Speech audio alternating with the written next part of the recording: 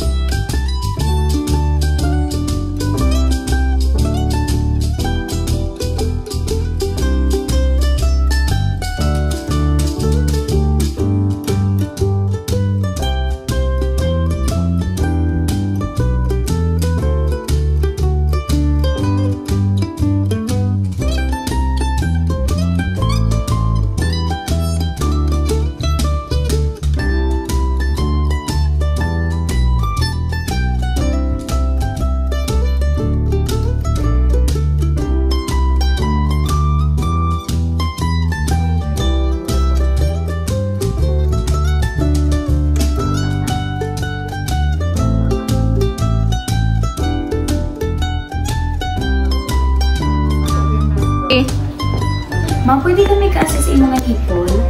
Nagdaalam na ba si Tasha sa nipple, ma'am? Pwede mo ni...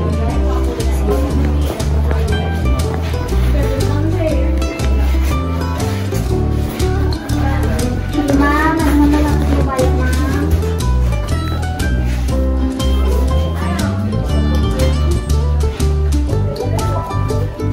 Standby pa.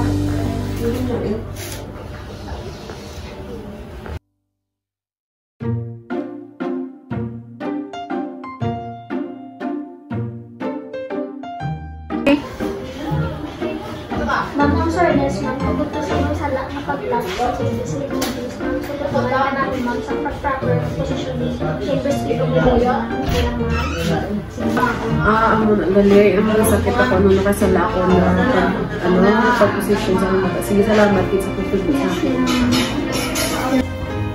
You're welcome, ma'am. I-make sure lang natin ma'am na ang imong nga breast clean lang siya, ma-maintain siya na clean and dry, and inom ka sang damo nga tubig and proper rest.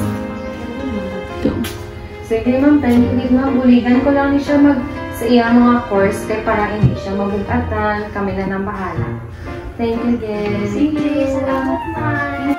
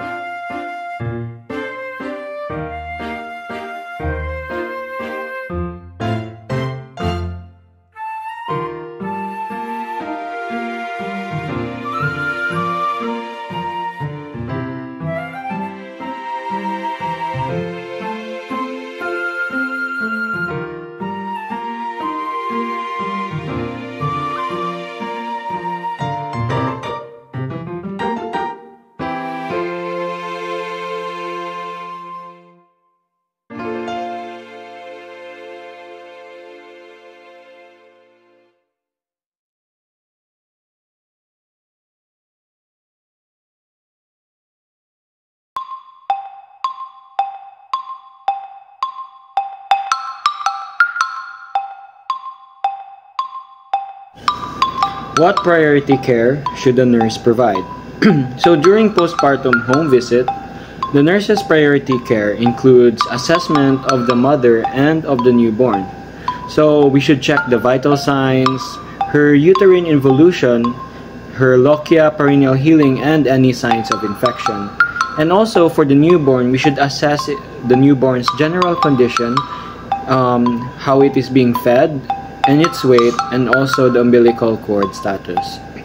Also, after we do the assessment, we should do education and hygiene guidance to the mother by teaching proper umbilical cord care and perineal hygiene. And also, we should reinforce hand washing and safe handling of the baby to prevent cross-contamination. So also, we should also do nutrition and rest counseling. So we should encourage the mother a balanced diet, hydration, and adequate rest to support healing and lactation. And also we should offer the mother emotional and psychosocial support, which is we should advise the mother to screen for postpartum depression and provide reassurance, or also we could provide the screening for the postpartum depression. And also we should also promote mother and infant bonding and confidence in caregiving. And lastly, we should do health promotion and follow-up by discussing family planning, immunizations, and schedule for postnatal checkups.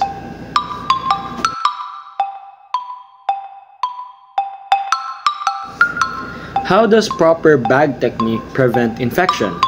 So proper bag technique is essential in community and home health nursing to prevent cross-contamination. So it includes, first is clean field setup. By using a clean barrier before placing the bag, we could prevent any contaminations to our CHN bag. And also we should also do hand hygiene before and after opening the bag and handling the supplies. We should also do selective item removal by only taking out what is needed to avoid contaminating the unused items. And also, we should also do disinfection by cleaning reusable tools before returning them to the bag, and also wipe the bag regularly, especially after visits. And also lastly, waste disposal. We should use proper containers for sharps and contaminated materials and dispose it in the in the health unit. And also this technique protects both the nurse and the client from nosocomial infections, especially in vulnerable postpartum and newborn cases.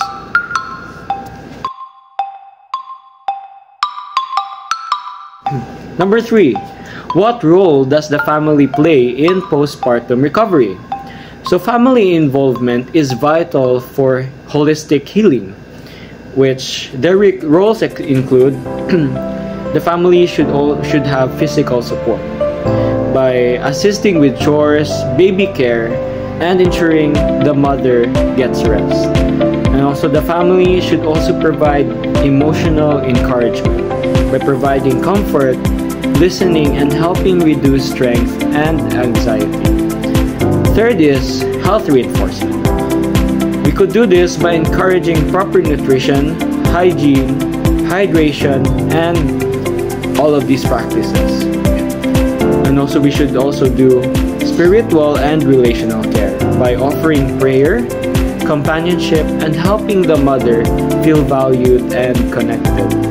And lastly, we should also do monitoring and advocacy by noticing signs of distress or complications and helping to seek medical attention when needed. So when families are engaged, postpartum recovery becomes safer, faster, and more emotionally healing.